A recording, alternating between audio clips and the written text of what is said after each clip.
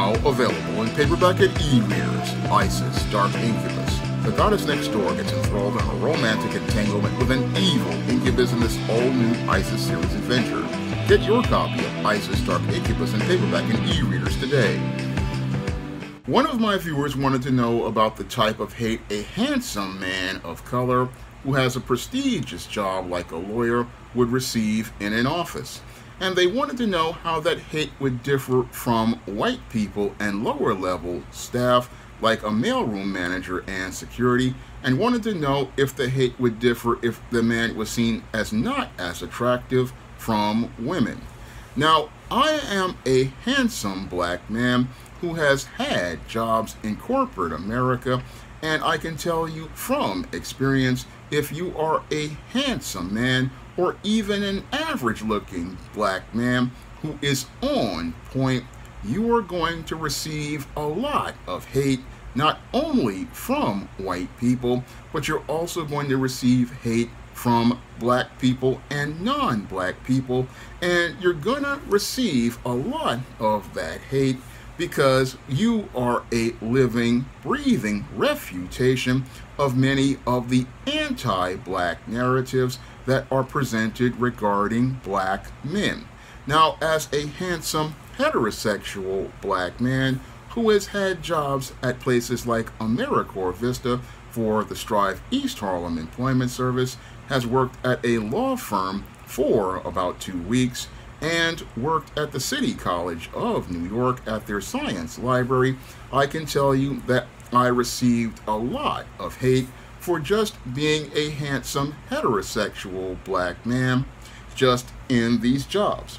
And the hate you receive is basically because a lot of these individuals, they start to get jealous of a heterosexual black man, and they start to get jealous of a heterosexual black man because he is shattering all of the narratives as related to their ideals regarding heterosexual black men and making their smooth world a rough place because your very presence basically is making all of their stereotypes wind up not being true.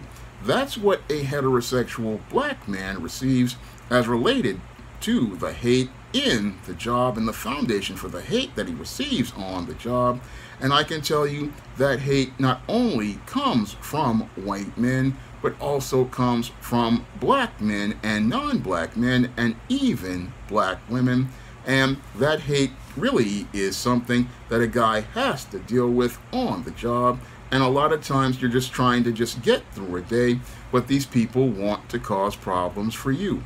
Now, I can remember having to deal with that hate from a lot of different white men of different religions, and just natural, regular white men when I had jobs at a law firm in 2002.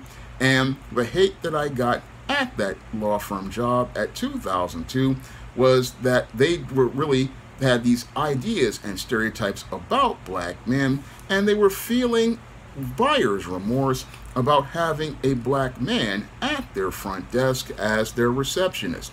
And as they had their hate about a black man being there, they started to project stereotypes onto me, talking about how I was the lazy black man. Now, I had just gotten in this job just on the first week, and they were acting like, oh, he's not really doing anything, but I haven't been trained to do anything just yet. I'm just trying to learn how to answer the phones, and as I'm trying to answer the phones, I'm talking to you just like I am right now.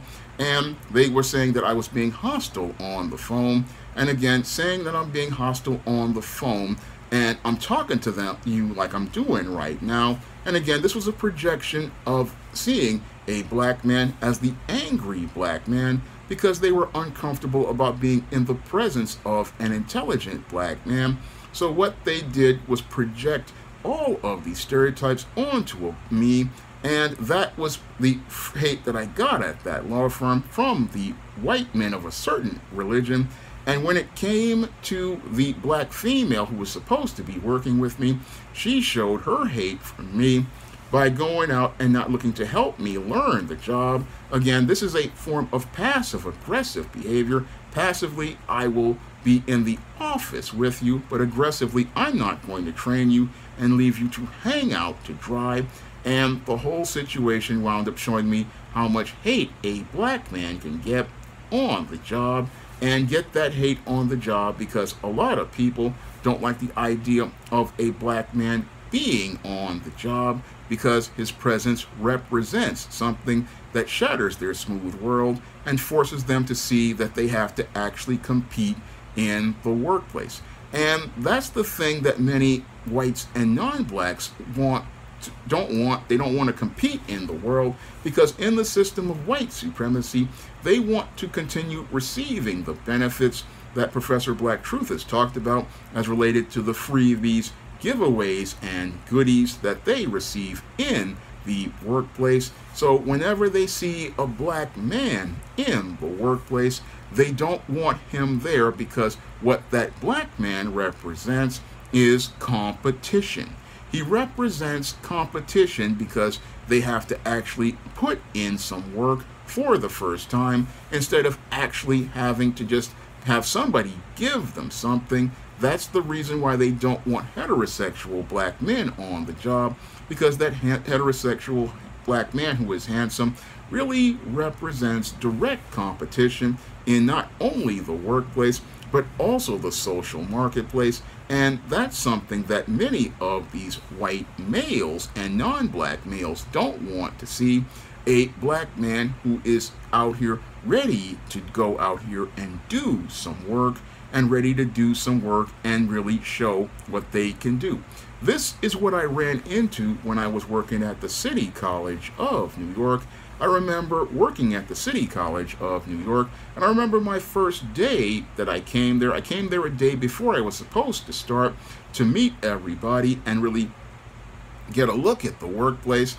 And this is where the head of the library really showed me the envy that he had, and the envy that he had because of the intangibles that I had as related to my character. Now, 15 years ago, I didn't see how that would make somebody jealous, because what I was doing by coming a day early was actually showing initiative as a guy who would take the lead, and I was showing that I had some sort of confidence because I was looking to learn about the job. And that really set this guy off because he was used to being in a smooth world where he didn't have to deal with any sort of competition, and in a delusional state because he thought because he had his doctorate and was a college professor, he didn't have to deal with a man who presented himself in a position where he was looking to take the initiative or take the lead. No, what he was used to were people who were under him, like students, were in a submissive position. He wasn't used to having to deal with an actual man who had his stuff together.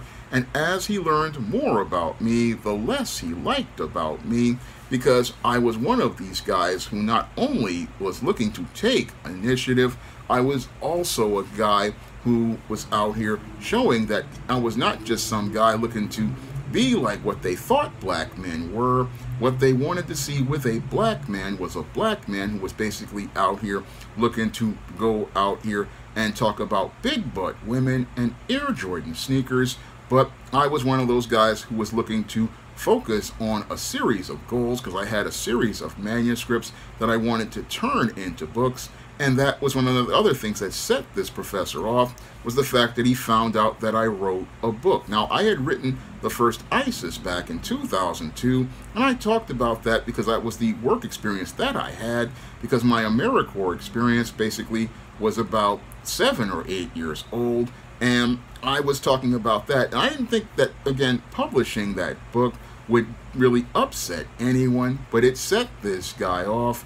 And I guess it set him off because here was a black man who was showing intelligence and had the intelligence to write his own book. And that really, again, set this guy off, and again, set him off to the point where at a performance appraisal, talked about how he wanted a guy with a sales or a customer service background, even though I had good customer service with the students and was good at doing things like setting boundaries and establishing standards. No, he was sitting there talking about this because he didn't want me in the job, and he didn't want me in the job because what he wanted was his smooth world where he didn't have to deal with a black man who was, again, a handsome man, a black man who was on point, a black man who dressed better than him by wearing things like Brooks Brothers shirts to the job. I mean, whenever some of these white guys of certain religion start to see a black man who is dressed and on point, their grills be cooking like sausages and hamburgers and shrimp and fish. And again, these guys seethe with anger, and they seethe with anger because they're seeing a black man who is, again, well-dressed, well-spoken, and out here representing as a worker who is ready to compete. And they don't want a guy to be competitive. No, they want to be comfortable, and they want to be comfortable and have their smooth world where they can be given their freebies and goodies and giveaways by the system of white supremacy, and they don't want to see that handsome black man being direct competition. Now, I also ran into this with my co-worker at the job, one of these pro-black females with natural hair, and she was not really happy about seeing a black man who was out here, who was intelligent and on point and dressed well, because, again, I represented a guy who was professional and ready to compete. And she didn't like that, seeing that kind of black man, and being an older woman, she didn't like seeing me because I represented the kind of guy she basically blew her chance at possibly getting, and seeing that kind of black man, again, made her uncomfortable, and made her uncomfortable when you see a black man like this who's dressed and on point, because what she wanted to do was be in a position where she could get power over the co-worker and basically have them working extra hours while she basically had her own thing. I mean, basically looking for a weak man. And that's what people do when they see a handsome black man. They don't like to see that guy because he is representing confidence. He is representing masculine presence. He's radiating masculine energy, more, and even going out here and establishing his own goals and own standards. And he's also out here doing things at the job, like as he has his own goals, setting boundaries with people. Because when it comes to the job, when it comes to black men, they don't like the idea of a black man setting boundaries, because what they want to have in that job is a bootlick who will be a yes man, a bootlick who will say yes to everything, a bootlick who will work overtime, basically devaluing himself instead of understanding his own value as a man. And that's what makes a lot of the bosses and co-workers really hate that black man for saying that he has value as a man and has a sense of self-worth. That is what upsets a lot of people when they see a handsome black man.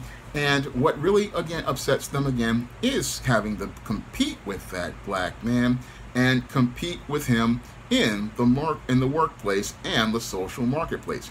Now, the social marketplace and the workplace do come together on the job, and it can make a lot of folks, like older women and some of these guys out here, upset. And the hate he will receive is because when he has strong masculine presence and strong masculine energy, what that does is make him attractive to women. And when he's out here on the job, looking good, wearing nice designer clothes, nice designer shoes, got his hair cut, clean shave, or he's got his beard nice and trim, what this does is make him appear attractive to women on the job and on the street. And this can get people at the job, get their grill cooking up sausages, hamburgers, and fish and shrimps, because they see this dude and they know that the girls at the job and the women at the job are checking for dude, and they see him, again, getting his money together, and it starts to make a lot of people upset, because when they see you going out here, you're making some money, you're getting your money up, getting your paper together, and starting to work on your goals. This is where a lot of these dudes be getting upset, because they start getting mad at you and getting mad because they know that women are checking for you. And this is what I ran into when I got both the jobs at Strive and the City College of New York. I mean, you got people who were getting their grill cooking because women at the job were checking for me. Now, I wasn't making that much money, but if I had made even more money, I know that there would have been more women checking, because they see you having a routine and having everything consistent. I mean, they see you having a routine where you're coming into work every day, you're coming into work on time, your shirts are nice and pressed, your pants are nice and crisp, your shoes are nice and polished, your hair is nice cut. And again, these other guys who are basically lames, they're coming in, they're not really taking care of themselves, and they're starting to get mad. They're starting to get mad because they see you looking good, and when they see a black man looking good and getting the attention of the women, that's when they really start to get mad, because they start to see that they are not able to compete in the social marketplace. And instead of stepping up their game, what they'll do is go out here and sit there again with that grill, cooking up them sausages, burning them up, and won't go out here and put in that work that you're doing, because you have a sense of your image and a sense of yourself. I mean, this is something these guys, they get mad about, and you'll run into that on the job. You'll run into guys who will be sitting up there hating on you.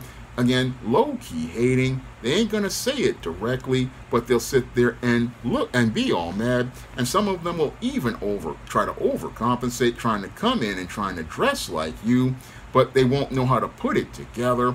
So they'll be sitting up there mad at you, not understanding that you are out here representing what you are, but what you are representing is what's making them mad. Now, when it comes to the lower level workers, some of these dudes be hating on you, and some of these chicks be hating on you. You'll have guys like the mailroom types. They will be mad because they're stuck in a dead-end position, but they're stuck in a dead-end position because of their perception of self, and they don't know how to make the job work for them. Now, they don't understand that it's not about the job and the title at this company. I mean, that's something I understand whenever I take a job. I understand that when I work at these jobs, yeah, I want to look good and on point, but the whole thing is, as I'm there because I'm just trying to get the money to meet my goals. I'm not really focused really too much on trying to invest emotionally in this company, but you'll have low-level guys like those in the mailroom who want to, again, low-key try to diss you. And I ran into that at the City College of New York. I remember one of the guys in the mailroom, he was talking about my hair, my flat-top fade. And I remember another guy who was doing the interlibrary loans. He had laughed at me one time. I was trying to talk to him, and I was talking to him just like I am right now. And he was laughing because he was being made uncomfortable about being in the presence of an intelligent black man who was on point, and being in the presence of that kind of black man basically made him extremely uncomfortable, because when you have to sit there and listen to a black man who isn't talking jive or talking street slang and can go out and articulate his points, show his intelligence, it makes a lot of folks uncomfortable, because what they want to see on the lower levels is you talking about big butt women, talking about rappers, talking about going out here and getting the new Jordans. They don't want to hear a guy who's sitting there talking about, yeah, I'm working on a book, I'm working on screenplays, I'm working on logistics for a project like a comic book, or working on logistics for trying to attend a show like a Comic-Con, or looking to go out and talk about investing in something like trying to save up money for a condo. When they start hearing you start to talk about different things that are about building, I notice from my personal experience, a lot of folks on the lower level start to get uncomfortable, because you're not talking about blowing your money on Friday night. No, you've got a budget that you've got, as related to your money. You're talking about saving up towards goals. And when you start talking about things and you start just presenting yourself in an intelligent fashion, this makes a lot of folks extremely uncomfortable on the lower levels, like the mailroom guys or some of the receptionists or the admins. It makes some of these folks uncomfortable because when you are a guy who has that kind or is on that level, and again, being on that level is not about having that title, it's about a mindset. When your mindset is on building, when your mindset is on that type of level where you're talking about building wealth and not just being rich, and there's a difference between rich and wealthy. Again, when your mindset is on that, it makes a lot of folks on the lower levels uncomfortable, and it makes them uncomfortable because some of these folks, again, they don't have that perception of self as related to the job that I saw my late father have. I mean, my late father, he worked jobs just parking cars and security, but he understood how to go out here and take care of business because his perception of self was not based on the title of the job. It was based on his own image of self and looking to be a builder. That was one of the things that he was doing on the outside, on the low. But a lot of folks, they don't understand that mindset, and they don't understand that, yeah, I got this job, and it's not the job that makes me prestigious. It's my perception of self and my sense of self. It's my sense of self to say, I don't need I got this job in the mailroom, but I can take that money from the mailroom and invest in myself to the point where I can have assets outside. And yeah, I'm working a $25,000, $30,000 a year job, but if you know how to do things like buy property and do things like have side hustles, you can wind up going out here and building a platform that's stronger on the outside. And that's what a lot of the haters in low-level jobs don't understand. I mean, they don't understand that you can take that job and turn it into a base as related to the base salary, but then you got other side hustles that you're working on, and that's what I was working on with my publishing, with the first book I did, Cassandra Cookbook. I did that with a POD publisher, but as I was there, I was doing research to start working on SJS Direct. And as I was working on SJS Direct, I was also working on trying to get myself together so I could get tools like a cell phone and a laptop and then really start a side hustle. And that was what I was trying to do back in 2008. But I wound up with my plans getting derailed as related to things because, again, dealing with jealous folk who didn't like the idea of seeing a black man who was a writer, a black man who was intelligent, and a black man who was on point. I mean, you wind up with white and non-blacks who get jealous, and then you run into black people who do get jealous as well. And I ran into that type of black people when I was working at Strive in AmeriCorps. And again, as I was working in AmeriCorps, I ran into that kind of hate from people who were in a prestigious position, like the vice president of the company, who went out and had me have lunch with him to tell him that he had no place for me in his organization. I didn't see it as disrespect back in 2000 at 26 years old, but now at 50, I see it as the disrespect that it was directed at me. And it was directed at me because what was happening was you wind up with people who don't like you because you represent competition, because I'm a guy from a different college and he's a guy from an Ivy League school, and he saw, oh, this guy has got a work ethic and discipline and that's even better than mine, and I don't want this guy around because he's inspiring people and getting people motivated, and again, taking a leadership role makes them uncomfortable. And when it comes to those kind of black guys, some of them come from the bourgeoisie, some of them come from the bourgeoisie, and they don't like the idea of seeing a handsome black man who in their company representing, again, competition as related to class, because they want to be the H-nice, and as part of the elite, they want to say that they are the ones who are the smartest, but they don't like seeing a smart black man in that job, and it makes them uncomfortable and makes them extremely upset, because that upsets their smooth world where they're looking to be the H-Nice and be the bootlick who will pander to them. It makes them uncomfortable to see that kind of black man, and again, see that black man because he's radiating confidence, radiating masculine presence and masculine energy, radiating all of these things that get people attracted to him.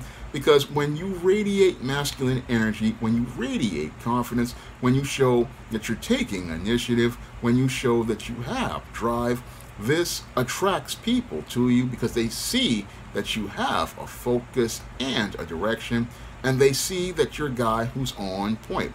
Now, I've run into, again, when I was working at Strive, I ran into hate from a beta male who, again, was a manager, upset that, again, representing competition, and wanted to pull a crap test that almost made me quit that job. Again, when you're dealing with these kind of guys, they have a hate for you. They have a hate because you're not fitting into their boxes, fitting into their world, being a tool that they can use, and they really hate a guy who has his own focus, direction, and vision. They hate that kind of guy at the job. A lot of black guys hate that kind of guy.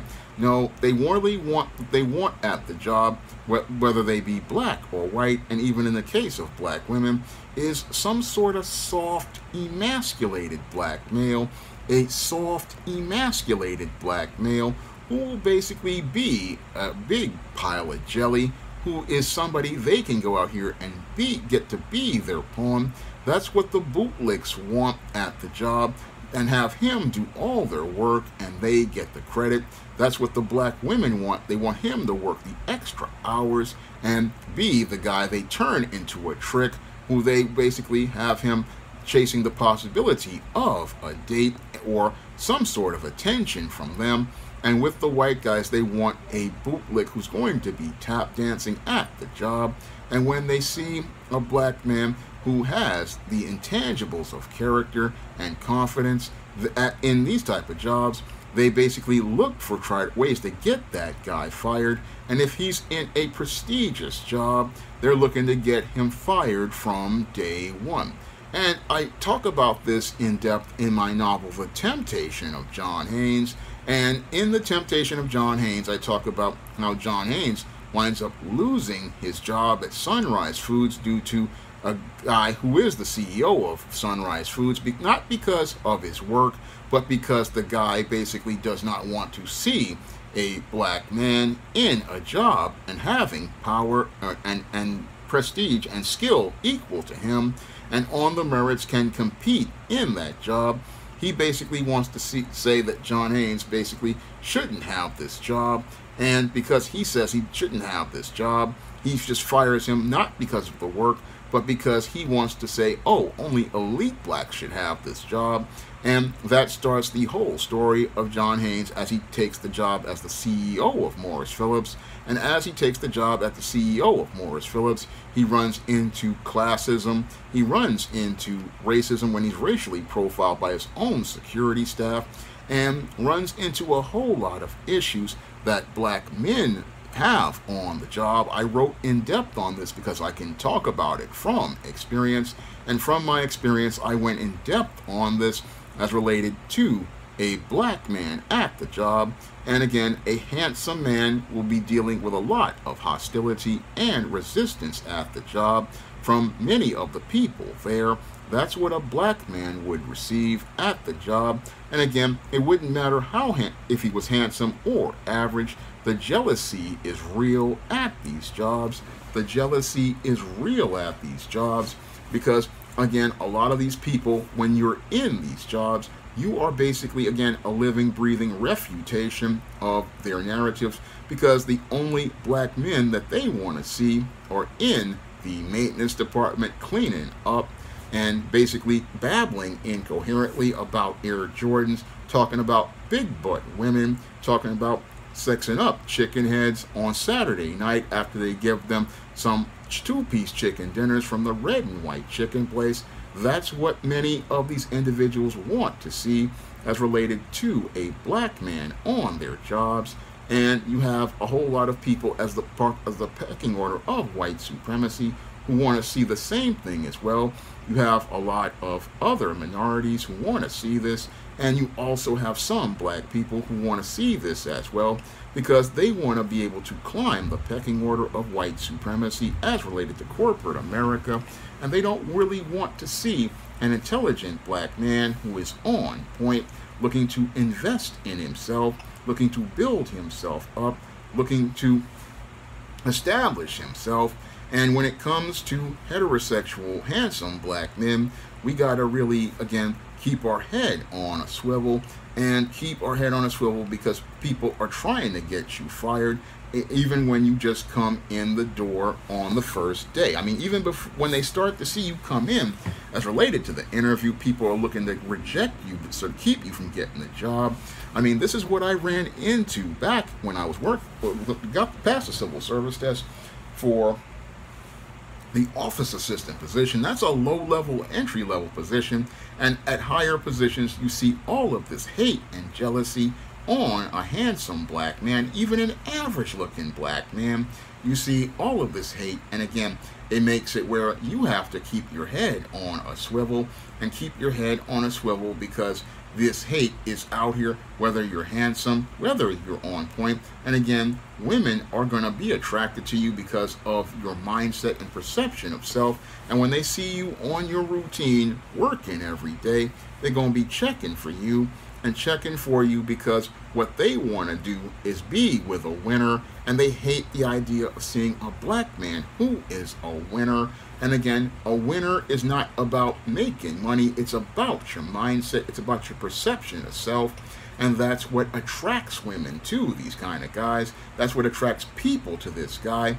But the whole thing is they don't want to see that black man on the job, because that black man basically is again, somebody who represents competition, and competition makes them uncomfortable.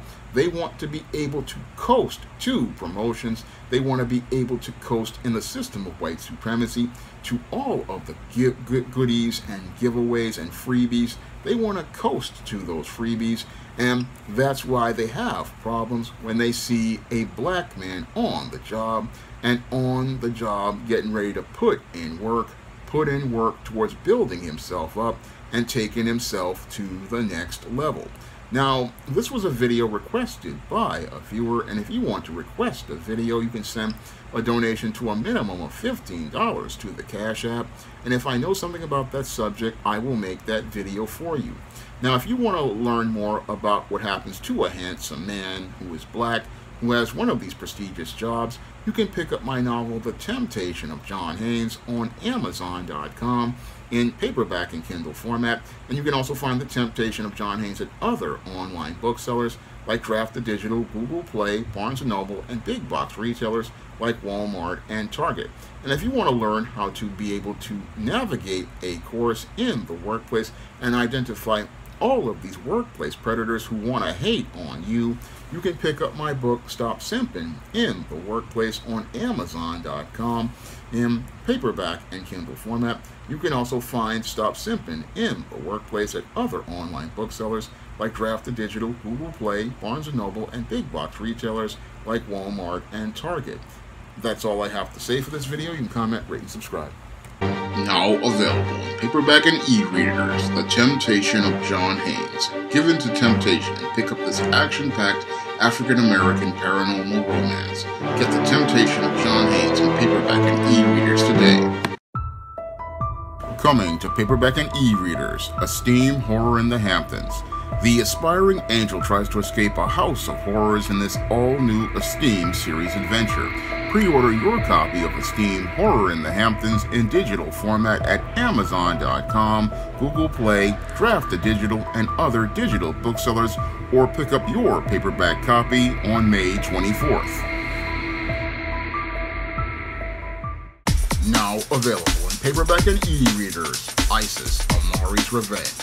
The goddess next door is confronted by a Nubian queen out for revenge at the Metropolitan Museum of Art in this inaugural Isis series adventure.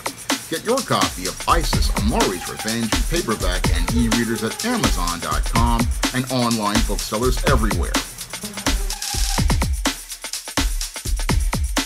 Support Black-owned and Black-operated digital broadcast media. www.niceradionetwork.com.